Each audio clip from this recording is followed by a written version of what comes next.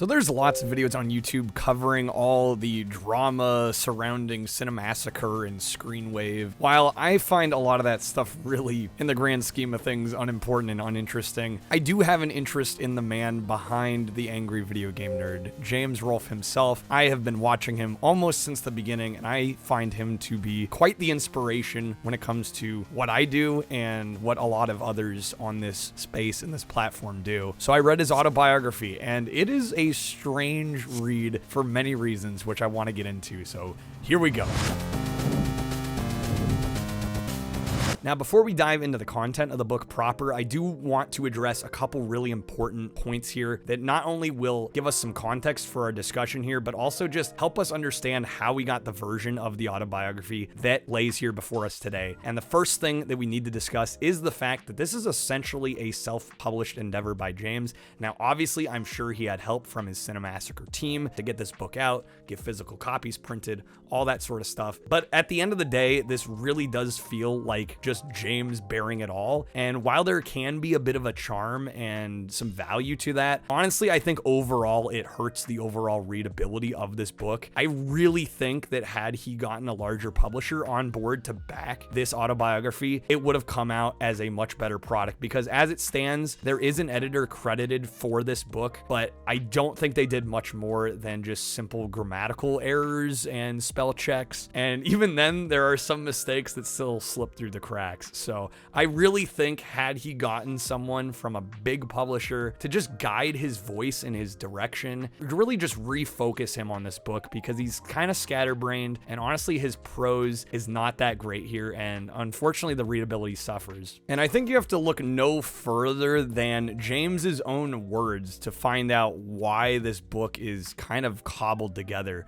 He even admits in one of the videos leading up to the release of this autobiography that he has been writing this book essentially since he was about 22 or 23 years old, like right out of college. And in one of the videos, he actually shows a floppy disk container with a whole bunch of floppies that apparently have early drafts of a lot of the stories that made it into this book. Honestly, having that context, a lot of the pieces start to fall into place. The reason this book feels amateurish is because it was written by an actual amateur. I don't get the feeling that James did a whole lot of touching up to these original floppy disk versions. Unfortunately, it really hurts this book. And with that important piece of context, it also starts to make sense why emphasis and weight is placed where it is in this book, because you would think, as somebody that is known for a character and a series of videos, that would be the main focal point of this book. It really isn't. It's actually very strange how little of this book, relatively speaking, actually covers the nerd. In fact, of the almost 300 pages,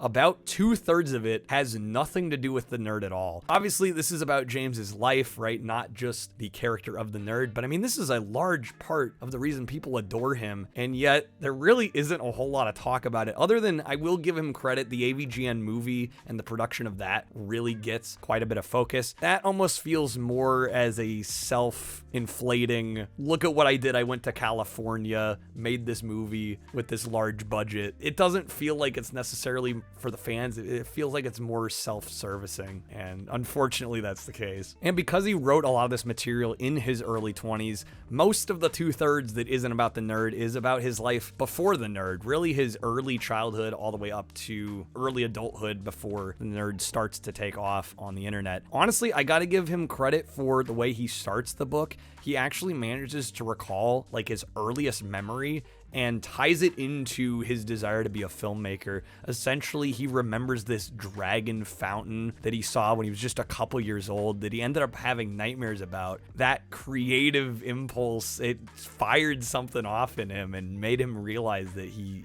had this fascination with moving images, and really made him the filmmaker that he is. So I thought that was a great way to start the book. It's oddly poetic for an otherwise not well-written book, and I gotta give him credit on that. And And after that, he starts to really focus on his public school education, his elementary school years all the way up to high school. I really don't think a lot of that stuff is interesting, and it takes a surprising amount of the page real estate in this book to cover a lot of that stuff. I definitely would have curtailed a lot of that. I think where things really start to get interesting, though, is when he starts discussing his college experience. I think this is the highlight of this book. If you're gonna read this for one reason, at least in my opinion, this was far and away the most interesting. If what he says is to be believed, he had one of probably the craziest college experiences I've personally read about. I know I had some crazy moments, but honestly, like, nothing compares to what he went through. And essentially, he decides that he's going to enroll in film school. He's going to go for an undergraduate degree. He ends up moving into a dorm room with a bunch of people that he doesn't know. Apparently, these are some of the most animalistic, crazed,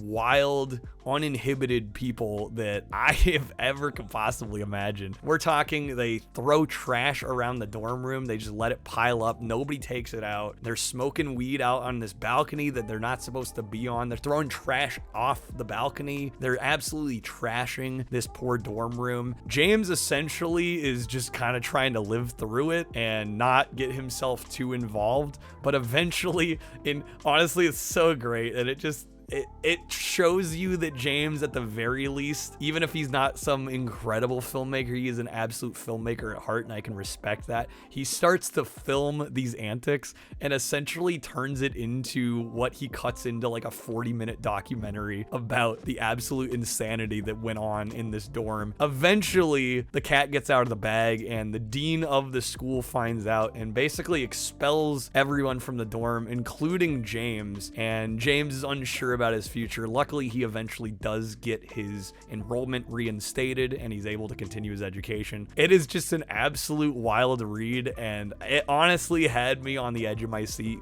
far and away more than anything else in this book. One of the other moments in the book I really liked was actually after his college experience, after graduating, and basically him finding his footing during his early to mid 20s as somebody that wants to be a creative for a living. You know, it's a number of odd jobs he ends up taking. He eventually gets a spot as a industrial filmmaker for a company. It's not very glamorous, and he's basically doing the nerd on the side while working this other job to pay the bills. And as a fellow creative who is currently in the midst of their mid-20s dealing with similar situations, it was just really nice and refreshing and somewhat comforting to know that he was in a similar spot around that time, and that eventually things ended up working out in the end. So those were just a couple of the major passages that really captured my interest and imagination. It's not to say there aren't golden nuggets here and there throughout the book in other spots, but a lot of it is frankly less interesting than it maybe should be, and the quality of the writing, again, makes it a little harder to stomach than maybe it should have been. I really do think had James got a publisher with some backing and a professional editor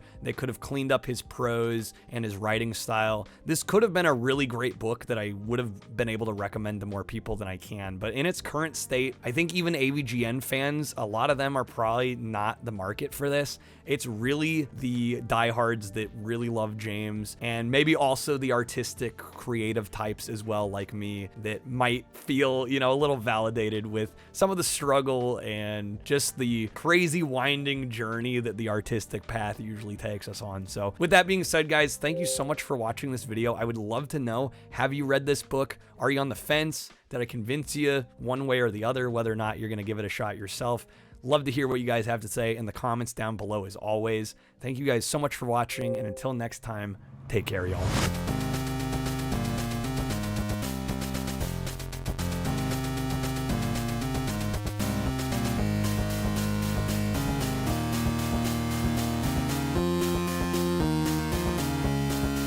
Honestly, having that context, a lot of the pieces start to fall into place.